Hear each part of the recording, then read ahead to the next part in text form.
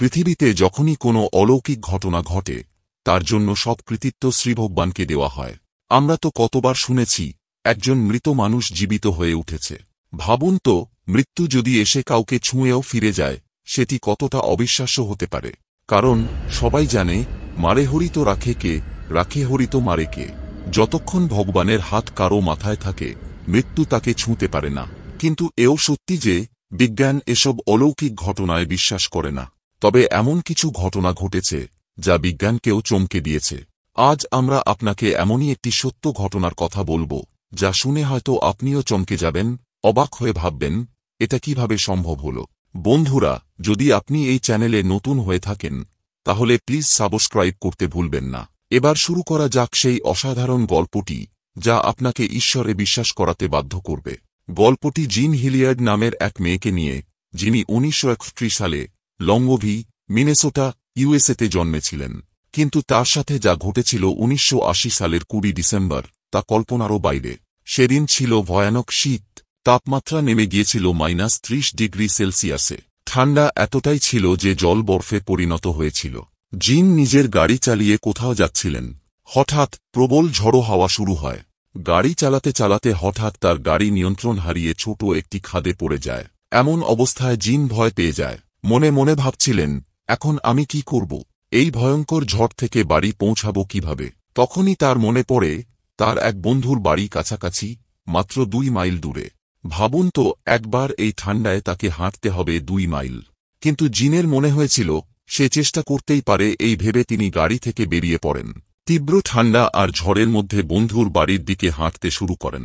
কিন্তু শীত এতটাই তীব্র ছিল যে তার হাত পা জমে যেতে শুরু করে। শরীর অবশ হয়ে আসছিল, তবুও তিনি থেমে যাননি।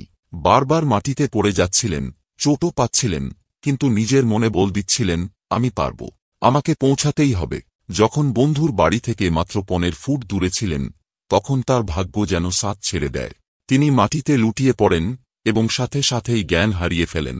রাত তখন 1টা। কল্পনা করুন, এমন পরিস্থিতিতে কেউ শুয়ে আছে জমাট বাঁধা ঠান্ডার মধ্যে। এটা কতটা ভয়ঙ্কর হতে পারে। সকাল 7টায় তার বন্ধু প্রতিদিনের মতো বাইরে হাঁটতে বেরিয়েছিলেন। তিনি দেখতে পান মাটিতে কিছু পড়ে আছে। প্রথমে কিছুই বুঝতে পারেননি। কাছে গিয়ে দেখেন একটি মেয়ে। ভালো করে দেখতেই সে চমকে ওঠে। সে দেখল এ তো তার বন্ধু জিন। জিনের পুরো শরীর জমে পাথরের মতো শক্ত হয়ে গিয়েছিল।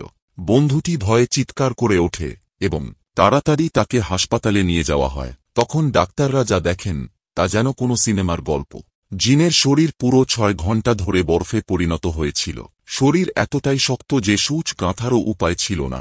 শরীরের তাপমাত্রা এত কম ছিল যে থার্মোমিটারও তা মাপতে পারছিল না। তাহলে কি জিন মারা গিয়েছিলেন? না, যদিও তার চোখ খোলা ছিল এবং সেই চোখেও বরফ জমে গিয়েছিল। কিন্তু ডাক্তাররা জানালেন তার পালস প্রতি মিনিটে মাত্র 12 বার চলছিল। ভেবেছেন কখনো? সাধারণত পালস রেট থাকে 60 থেকে 100 এর মধ্যে। ডাক্তাররা অবাক হয়ে বললেন, জিনের শরীর জমে গিয়েছে, তবুও তিনি বেঁচে আছেন কিভাবে সম্ভব? তারা আরও জানান, অ্যালকোহল পান করার কারণে তার শরীরের অভ্যন্তরীণ অঙ্গপ্রত্যঙ্গ বরফে জমে যায়নি। যদি তিনি সেই সময় অ্যালকোহলও না পান করতেন তাহলে তার প্রাণ যেতে পারত। ডাক্তাররা আরও শঙ্কিত হয়ে বলেন, তাকে বাঁচাতে হলে কিছু একটা করতেই হবে। তার শরীরের তাপমাত্রা বাড়ানোর জন্য ইলেকট্রিক কম্বল দিয়ে ঢেকে দেওয়া হয়। একের পর এক শকের মাধ্যমে তার শরীর ধীরে ধীরে প্রতিক্রিয়া করতে শুরু করে। কল্পনা করুন, কয়েক ঘন্টা আগেও যে মেয়ে জমে গিয়েছিল তার চোখের পলকও পড়ছিল না, সে ধীরে ধীরে কথা বলছে। 49 দিন চিকিৎসার পর জিন সম্পূর্ণ সুস্থ হয়ে ওঠেন। ডাক্তাররা, তার পরিবার, এমনকি সাধারণ মানুষও বিশ্বাস করতে শুরু করেন যে এটি শুধুমাত্র ঈশ্বরের অলৌকিক কৃপা। অন্য কোনোভাবে এটি সম্ভব নয়। বন্ধুরা, জিনের এই গল্পটি শুনে আপনি কি ভাবছেন?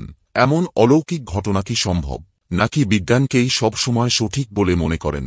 কমেন্টে জানাতে ভুলবেন না। আর যদি ভিডিওটি ভালো লেগে থাকে তাহলে অবশ্যই লাইক, শেয়ার এবং সাবস্ক্রাইব করুন। ধন্যবাদ।